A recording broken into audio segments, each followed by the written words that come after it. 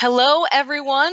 Welcome to our webinar today. We're going to talk about the Apple and Google privacy updates and what you need to know. It is a quick webinar, so we're getting started right on time. I'm Anna Yunker from Whereoware. I'm a senior digital strategist here, which means I help our clients figure out how to best use digital technologies to meet their growth objectives. And I'm here with my colleague, Chris. Hi everyone, I'm Chris Grouge, lead digital marketer here at WhereAware. And along with Anna, I help our clients make sure that we take the strategy that she's working with them on and try to figure out a plan on how to execute it, build it, set it up in whatever platform or tools that our clients are using today. So we have a special offer for any Whereaware or any webinar attendees today to meet with a Whereaware expert to get a free consultation of your website or marketing strategy if you email sales@whereaware.com. Also, before we jump in, I wanted to let everyone know you'll be getting a recording of this webinar since it's so short and we'll be covering a lot. And in addition, we will touch lightly on the page experience update, but we had another webinar previously. So we'll also be sending that recording out along with this page experience checklist. So feel free to know that you'll get those. And then also, if you have any questions during the webinar, use the question little tab and send them in, and we'll try to get to any at the end if we have time. For those of you that are new to WhereAware, not quite familiar, just a quick introduction to ourselves is that WhereAware is a full service digital agency. And for the last 20 years, we've been able to help our clients grow their business through digital marketing strategy and activation. All right, so before we jump into the specifics on what Apple and Google are doing that are disrupting our traditional marketing strategies, I want to talk about how we got here with data privacy concerns, which are going mainstream. Customers are now more aware than ever that brands are capturing and using their data, but we're seeing that the majority aren't very comfortable about it. And according to a Pew Research study, about 81% of people feel that they have no control over how businesses are collecting their data, and about 79% are concerned about how they're going to use it. But many of you may have seen in recent news that people are more vocal about these concerns, and we're actually seeing tech giants face scrutiny, but at the same time, regulators starting to listen. So changes like what we're going to discuss today, it's making digital marketers shift their strategy to try to meet new expectations. So what are we going to talk about today? We're going to talk about the three topics up here, starting with Apple Mail's privacy protection that's affecting marketing analytics. And then I'm going to transition over to Anna, and she's going to talk about Google removing third-party cookies and Google's recent page experience, which is making user experience a critical component of SEO. And during today's webinar, if you only take away one thing, I want it to be this. The best way to future-proof your marketing efforts is to focus on customer loyalty. By focusing on your customers, their needs, and how to deliver on those needs with the best possible experience, you can focus on a proactive approach to grow and safeguard their loyalty, regardless of changes that are going to come out of Apple, Google, or any other tech giant in the future that needs to make changes. So with that, let's get into some specifics on what to expect with the new Apple Mail privacy protection and see what we're going to do from there. So this fall, Apple is launching some new privacy protection throughout their operating systems, and I'm going to be focusing on how this affects us as digital marketers within the Apple Mail app, regardless of what email address is being used within that app. So this update will come with the launch of iOS 15 and Mac OS Monterey. And you'll see a screenshot on the right-hand side, the message prompt users will see after downloading the update and opening the Mail app for the first time. So this privacy protection is an opt-in within that app, but their messaging makes it pretty hard to opt out when they say things like, don't protect my mail activity. So we can very generally expect a large opt-in following this release. And we can expect that a lot of people aren't going to opt out of this. So how does this impact us as digital marketers? Well, this new update is going to block open activity. So we don't get to see if or when that email was even opened, where it was opened, and what device they opened it on. And Apple does this by preloading and hosting your email content privately in the background before they're actually delivering it to the message within the app. And by doing so, Apple will load any tracking pixels ahead of time, which is actually going to trigger an open in your reporting metrics, regardless if that email was opened or not. So you can expect an inflation of your open rate, which will actually no longer be reliable because we don't know how accurate those opens are anymore. And while email opens don't tell us a lot in the customer experience, we've been able to use this for things like segmentation, deliverability, A/B testing, list hygiene, and live content. And we know Apple Mail has one of the highest, if not the highest, market share in the world of email, with about 46% of all email opens and clicks from Litmus coming through the Apple Mail app.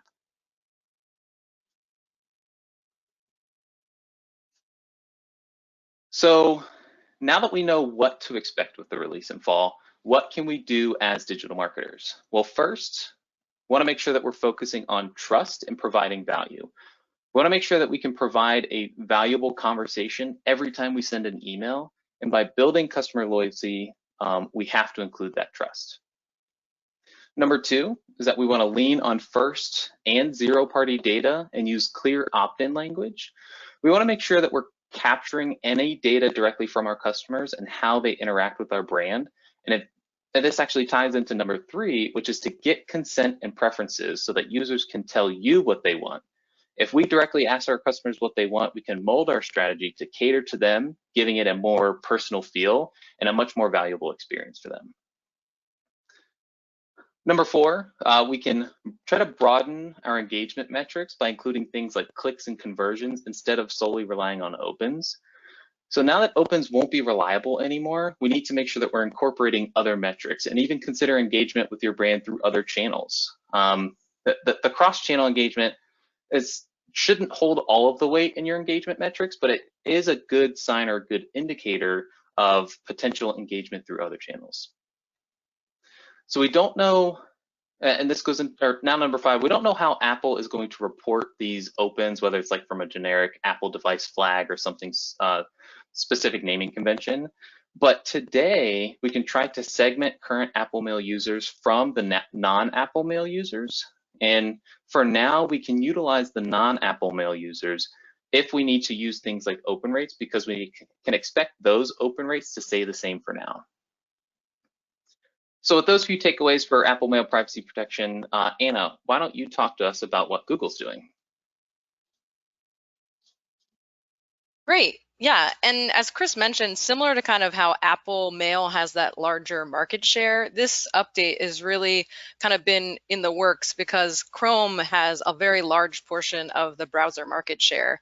And really, Google phasing out this third-party cookie, they're not the first to the game. You know, Mozilla has done it, Safari has done it, even Microsoft's Internet Explorer 10 has set the default track setting to be do not track. So really now that Google's kind of is joining the group, that's why they're calling this kind of the death of the third-party cookie, because now all of the browsers are going to be blocking this type of tracking data.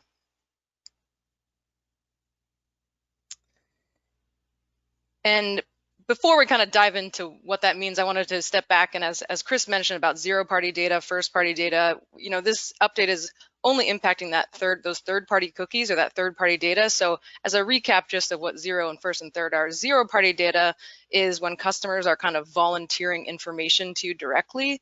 Forrester coined this term, and it's something like, you know, when a preference center is updated, exactly what Chris said, like they're volunteering this information to be used to help improve their experience.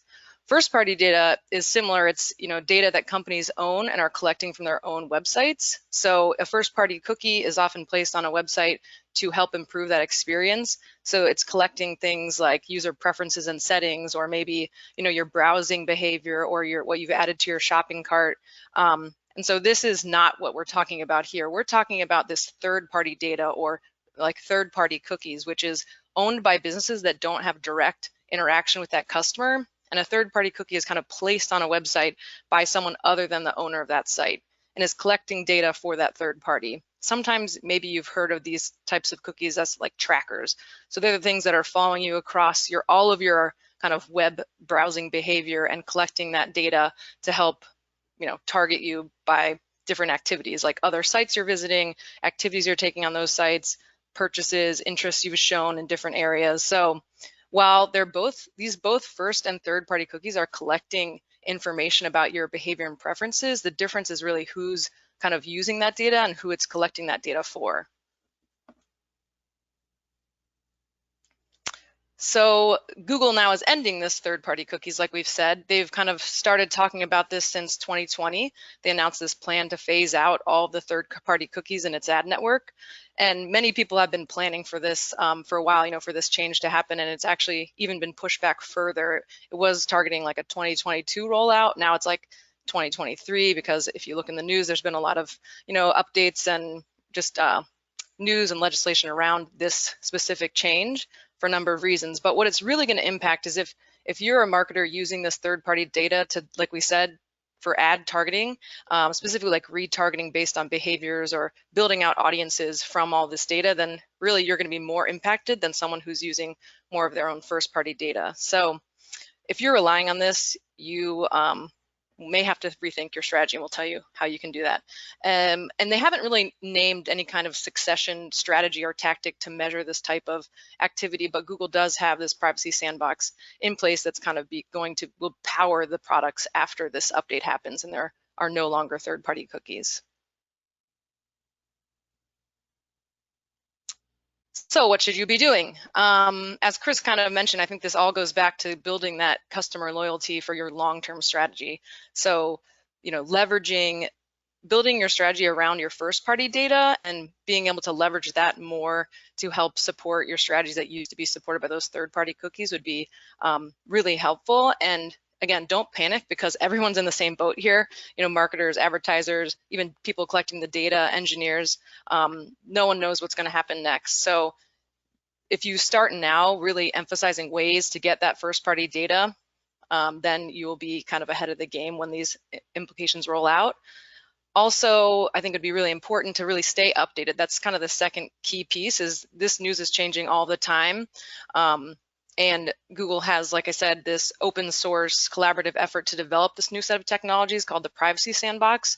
So you could even get involved in that, or they have this Flow C, which is a technology that's maybe tracking groups of people rather than individuals. But all these things are still kind of in flux. So definitely stay updated on what's happening here, so you know what you can do moving forward. All right. Still got a couple minutes left. So let's touch on the page experience update. This is rolling out now, started around June of 2021, and it will be complete by the end of 2021. So if you're not aware of it, it's happening now. And what is it? It's really this, that Google is saying that page experience, this can impact your SEO rankings. And if everything else is equal and you have two sites that are the same with content and everything else, if one has a better experience, that page will rank higher. However, you still have to have great content, so don't think you're off the hook there. It really introduces this concept of the core web vitals, which is like a set of metrics to help you measure that real world experience for like loading, interactivity, or visual stability of your website, web pages. And there's a ton of information and suggestions we can give here, but again, we're giving you this takeaway next. So I'll summarize some of the areas related to kind of those core web vitals and what you can look at. So for those web pages, for the core web vitals, they're really looking at, again, quality content, your page is loading quickly, you're not jumping around, you can react quickly on the site, you're mobile friendly for sure, and it's secure. So again, we did this topic last month. You'll get this page experience checklist so you can go through each area and understand how you can improve your site to meet Google's kind of core web vitals and page experience update. All right, so today we covered a lot of information in a very short amount of time, but I think going back to like what Chris said, if there's one key takeaway, it's to really return to that theme of customer loyalty, because Google and Apple and everyone else will always have changes that marketers will have to pivot around.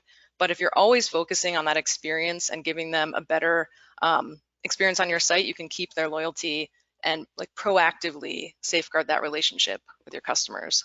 So you can focus on those conversations, building that credibility and trust, optimizing your website, and really just getting them to engage more. And then in the end, they will be more willing to help support additional optimizations with that first party data and things like that. So really focusing on loyalty and how you can improve that experience.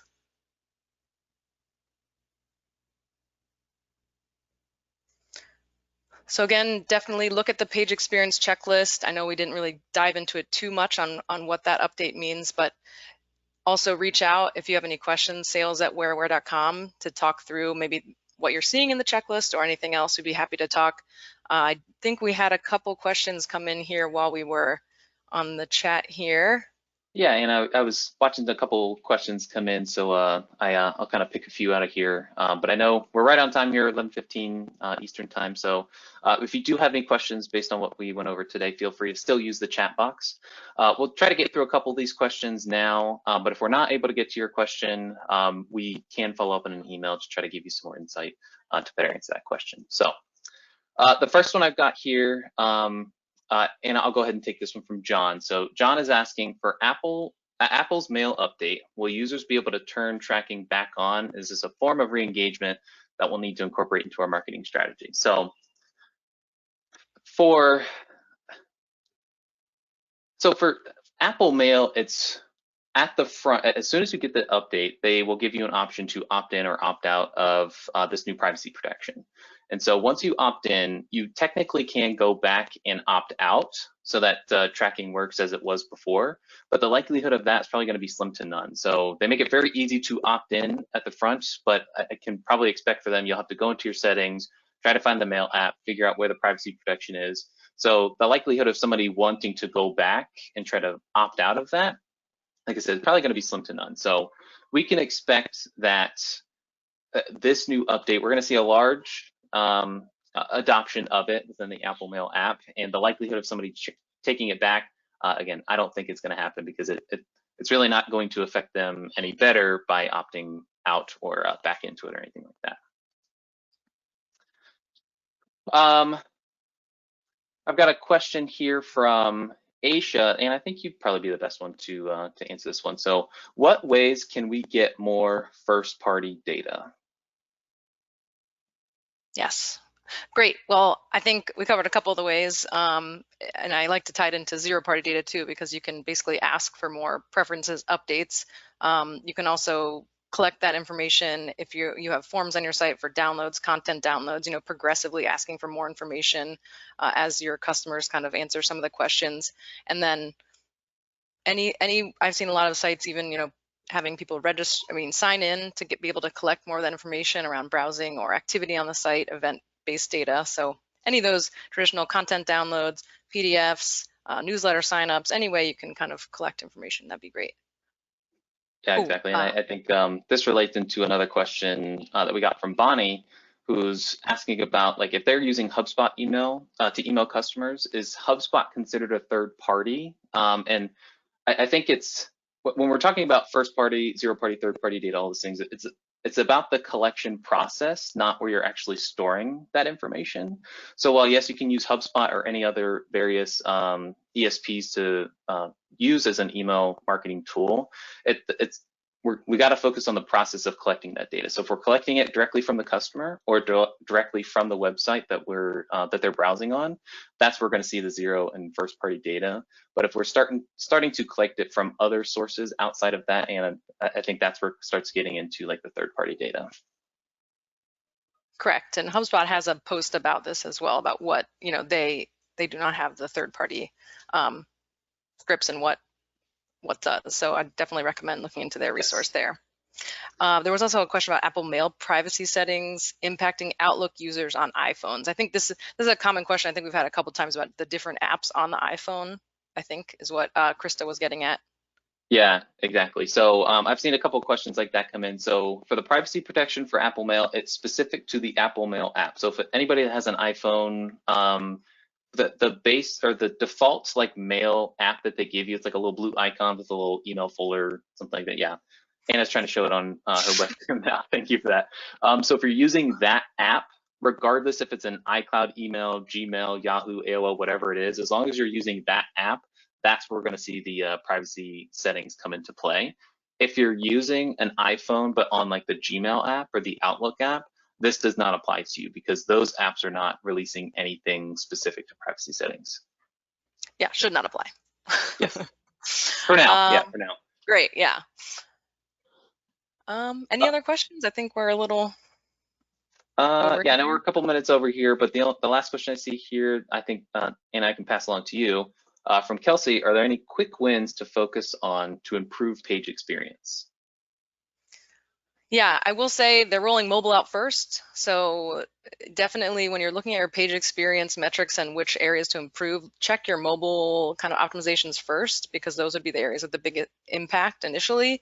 And there are like a mobile and desktop set of metrics. So each one will have their own scores and optimization opportunities. So focus on mobile. I'd definitely say go into your, if you have Google Search Console, it's a free access. There is like a Core Web Vitals report where you can see what is being shown for those optimization opportunities, and I would start there.